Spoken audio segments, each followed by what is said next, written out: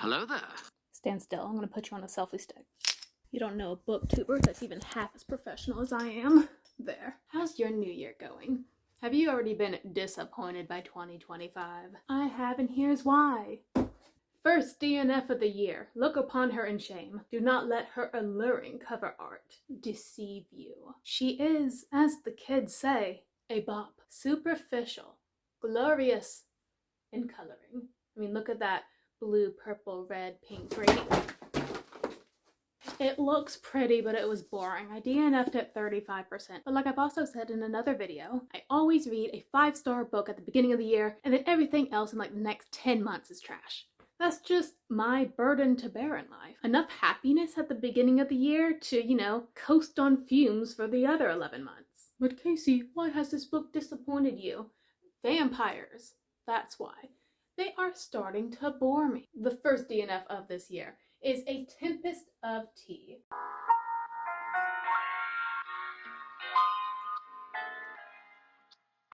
This is exactly why I'm not going to film again for another year. If this thing falls again, I'm deleting my YouTube channel.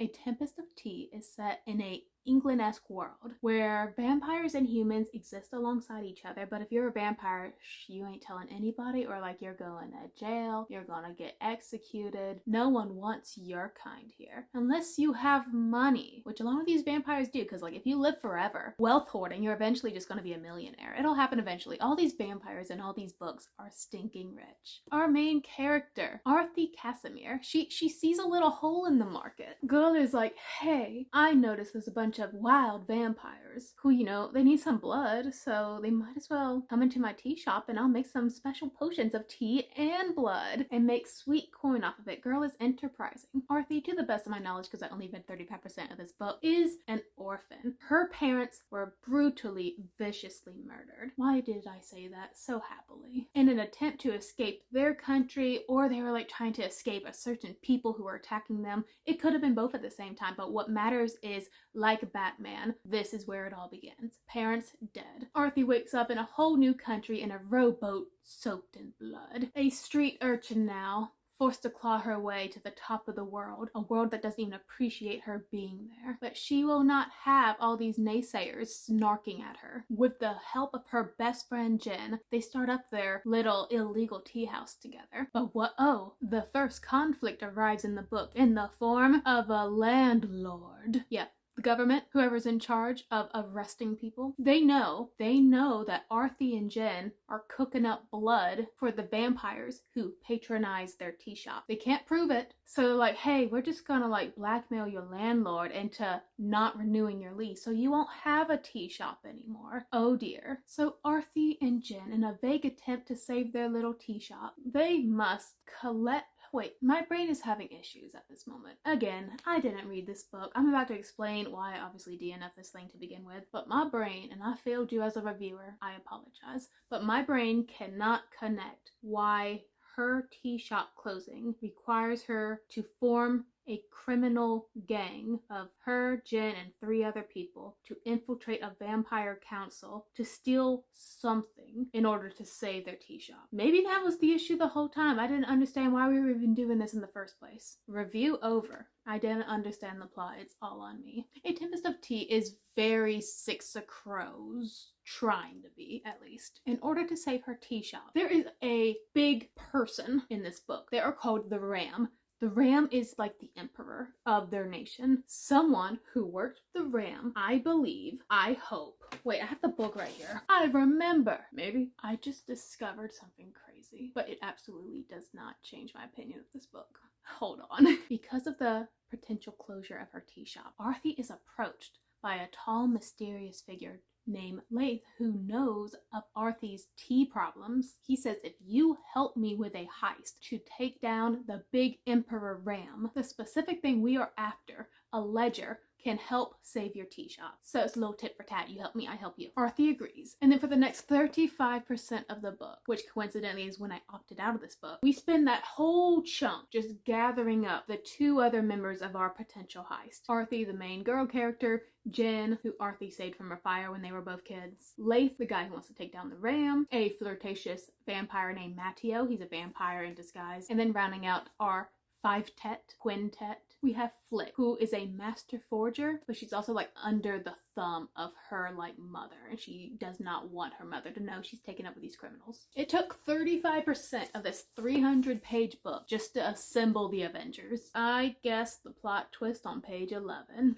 Yeah, I got through the first chapter and I'm like, I know what the twist is gonna be. I googled it. I confirmed I was right. And I'm like, then I really don't need to stick around for this because I already know. For a book all about their tea shops, we spent surprisingly little amount in the tea shop. We saw like one night of operation and now we're on this crusade to save the tea shop. And you know, in this kind of case, the tea shop is supposed to be like a character in itself. We're supposed to be rooting to save the tea shop, but I've honestly not spent enough in the tea shop to care about the tea shop. Also, like I've said, there's vampires in this book. That's the whole point of the tea shop, to allow them to safely come in and drink blood to their desire. But the vampires didn't even feel like vampires. Besides the fact that they come in and drink coconut-infused blood from the fancy tea, there's nothing really interesting about them. I feel like because vampires are just so everywhere nowadays, whenever you introduce some to your book, to your readers, there has to be something different about them. And there really just wasn't any of that in here for me. So we have bland vampires, a bland like just setting, because I don't care about the tea shop because we're never in the tea shop. We are spending 35% of this book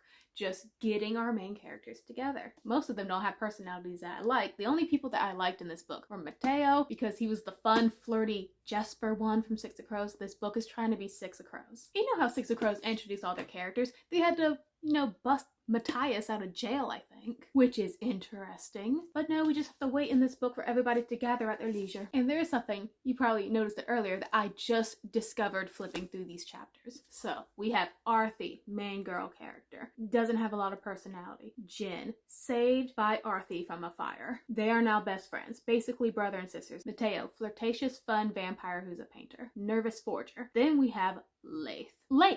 Laith is the guy who proposes this whole heist. I did not remember that. So, Laith gets introduced 3 chapters in, and he's like, hello, my name is Laith. Here's my proposal to go rob the Ram and get this fancy ledger that'll help me and help save your tea shop. My brain forgot that. And then, later on, 5 chapters later, let's just say 5 chapters later, so that's a good chunk of pages, he just all of a sudden comes back because, you know, the Avengers are assembled, we have everybody else, and then he's suddenly there, and I forgot I had already met him. So I'm just like looking at him through these pages, I'm like, who the heck are you?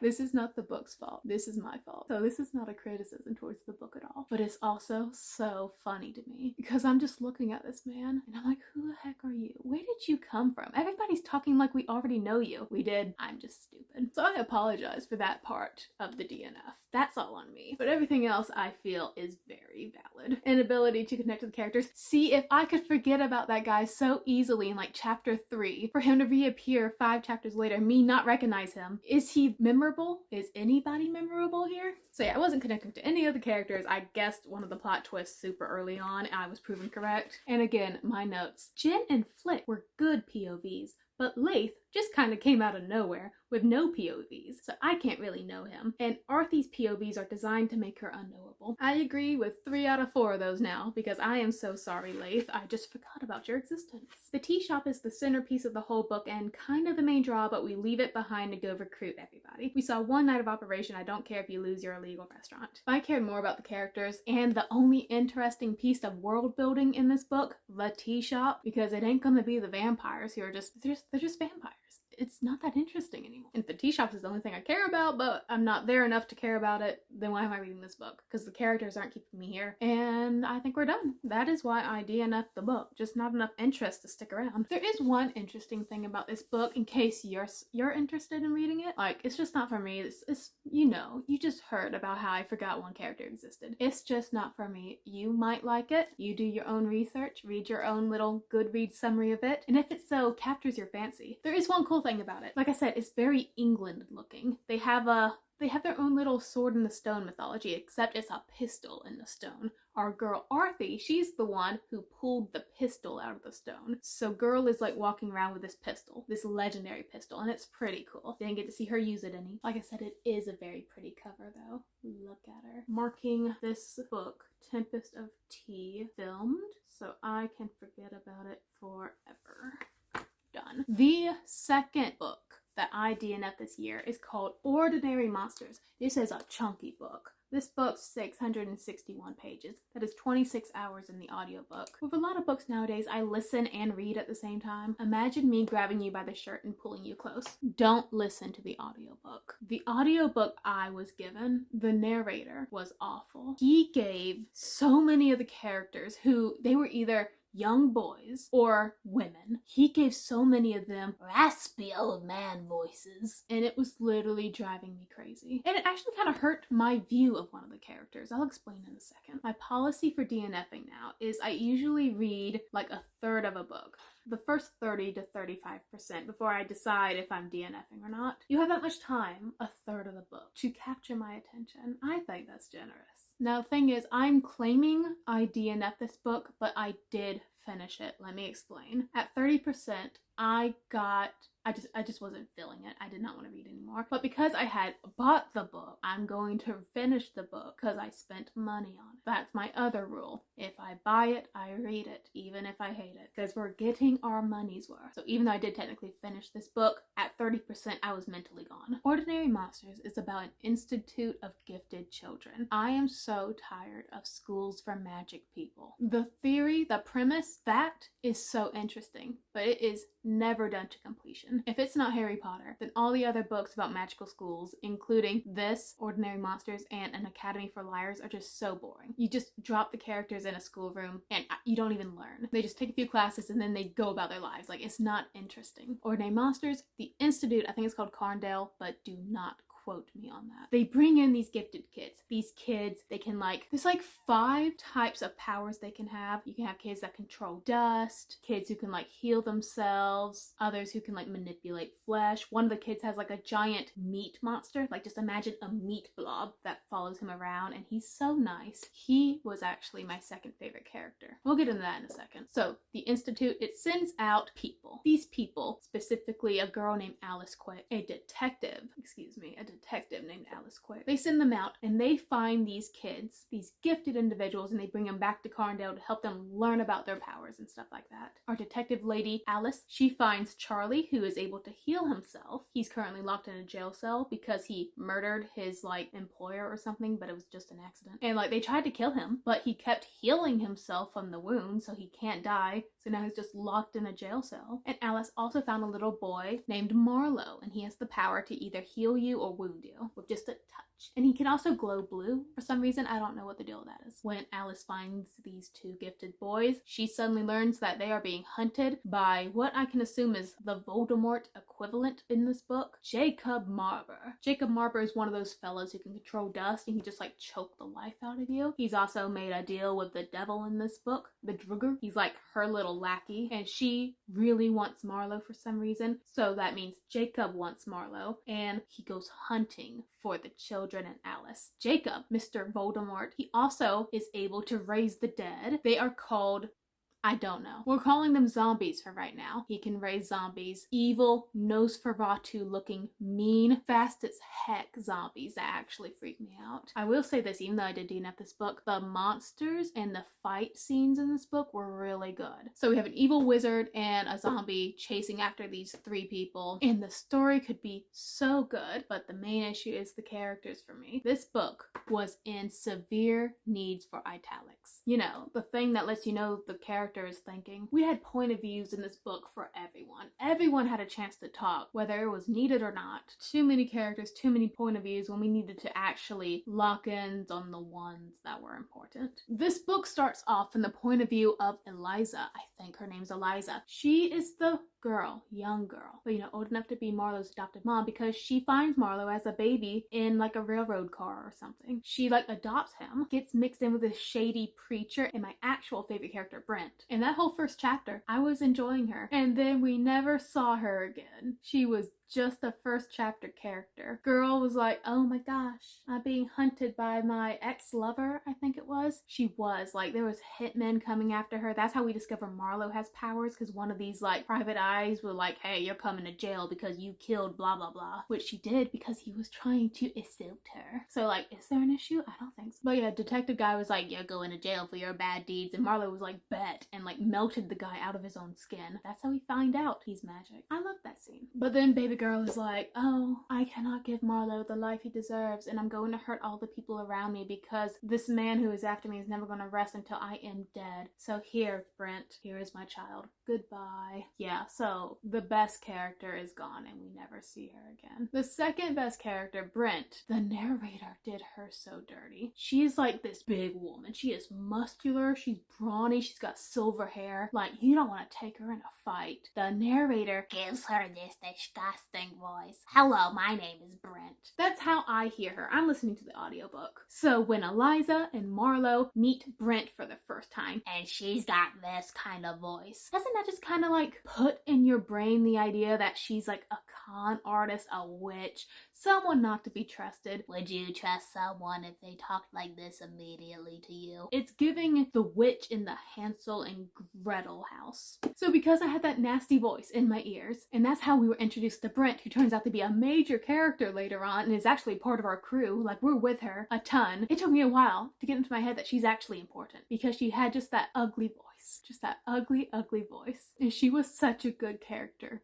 But the narrator made her sound like a evil version of Donald Duck. But going back to just like the characters and their point of views, it is just so written as, here are the facts, here's the scenario, here's the situation, here's the actions the characters are taking to get around the scenario or get through the scenario. Never did we stop and these characters just feel like people. I don't feel like they emote. I feel like they say they emote, like Charlie was startled. But is Charlie ever startled? Do we feel it? No. So because I really couldn't connect with anybody in this book, 30% I was like, should I DNF? But there was one thing keeping me a little fixated. It was Jacob Marber. I'm saying that with like bold caps because this book made a big deal about this man. Like every chapter, one of the other characters, Mr. Coulter, he works with Alice, the detective, going to like get these kids safely to the institute. He'd always be like, we have to be careful because Jacob Marber is after us. Like he's the boogeyman. Jacob Marber. And it's hinted that Mr. Colton and Jacob Marber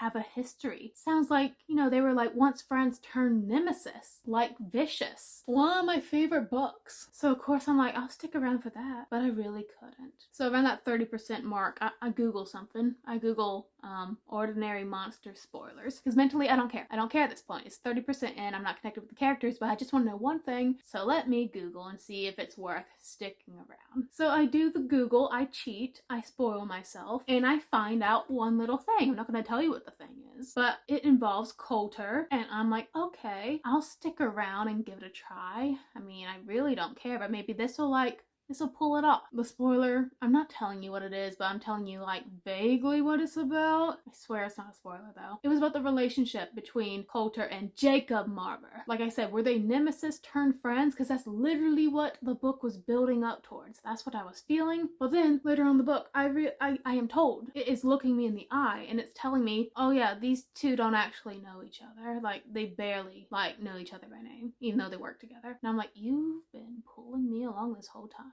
just to tell me this dramatic tension I'm feeling between two men is nothing. Part 1 of this book, we were already hopping around too many point of views. Part 2, we're introduced to a whole slew of extra children, and they all get point of views too. Everybody gets to tell their story. None of them do it well. My 2 favorite characters, I know I said Brent's my favorite character. She is, but I couldn't get attached to her because she was introduced in such a weird way that I was for sure sure she was a villain because she had the nasty witch voice. Am I stereotyping? Yes. But I've been in plays.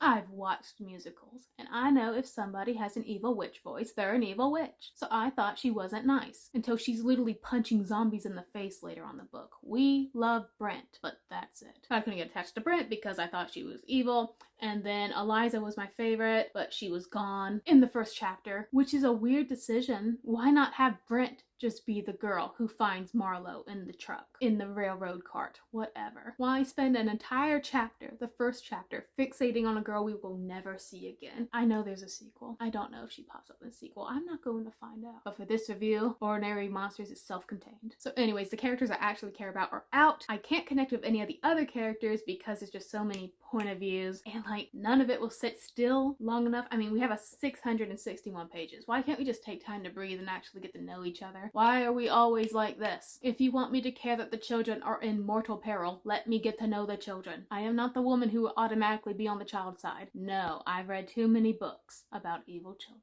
You have to convince me. You have to beg me to love them. And then even then, all you will get from me is a vague tolerance. The only characters I actually cared about, once all the other ones I did care about were just gone. There is a cat. There's a cat in this book. This cat was a magic cat.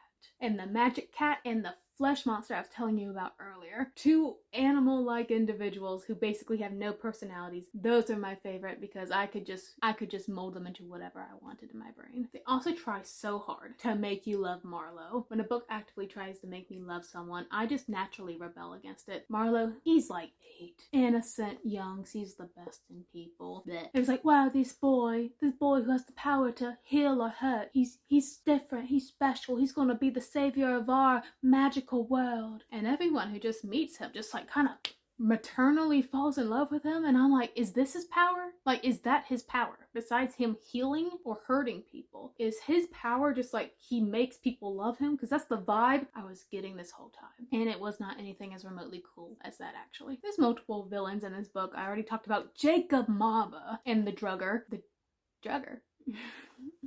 I barely know her. That was severely inappropriate of me. But you couldn't name it something different? The trigger is this big baddie that we barely see in the book, so don't even think about her. Then we got the zombie things. They are kind of cool. They're cool villains. But then we have another villain. I'm gonna tell you who, because, you know, it's a spoiler. But I have faith in you and your brain enough that you'll recognize who they are the second they start opening their mouth. That was a spoiler. I did not have to search up. So yeah. What these two books, A Tempest of Tea and Ordinary Monsters, have in common is too many point of views when they couldn't even establish one character as a character. You know, you could have literally the coolest plot, a vampire heist or Victorian zombies trying to kill children. And I just don't care if I don't care, you know, about you. A Tempest of Tea took too long to even establish its story, like 35% into a 330-page book, and the heist hasn't even started. Ordinary Monsters, just non-stop movement, yet somehow so slow, because we're jumping between so many point of views. And though the entertainment factor in that book was better than A Tempest of Tea because we got to see the cool zombies, the fights. There's a train scene fight that is actually very good in this book. But you know, one really good thing shoved, sandwiched between 600 pages of where is the story? It's not enough, and it's not worthy enough to be read or finished. Rarely do I actually say this about books because I don't care about how long a book is. I like big chunky books, but so many things could have been cut out. We did not need to introduce like 3 extra magical children halfway through the book. The book kept trying to make us fear Jacob Marber so much, but they put his like backstory towards like the middle of the book, which is like 400 pages deep. So you're betting on your life that I'm going to stick around long enough to get to his backstory. Because remember, I mentally DNF 30% in. I wasn't nowhere near his backstory. Instead of all these point of views, the book would have been better if we just stuck with one point of view, maybe 2. And they should have alternated timelines between them running away from Jacob Marber, and then the other like timeline changed between chapters should have been Jacob Marber's backstory. That way we already know who our villain is, and it won't take 400 pages to get a glimpse of his character, only for it to be a letdown. So yeah, it was pretty disappointing. So, new year, new beef. A Tempest of Tea and Ordinary Monsters, 2 books I have already DNF'd this year. I read 3 or 4 books already this year. So really, I'm still on track for a good reading year. Ordinary Monsters, since I did technically finish, I gave it 2 stars, but mentally and spiritually, it's a DNF. If you have any DNF frustrations you would like to vent down below, let me know. I might have read that book too, and we can talk about it and talk about how bad it is in the comments below. I love venting. It's literally my favorite thing in the whole world. That's why I bother trying to fiddle with this dumb looking tripod. I appreciate your existence. I hope you appreciate mine with a like, comment, and subscribe. And with that little pithy review, I hope you have a good day. Stay ready, my friends. Bye.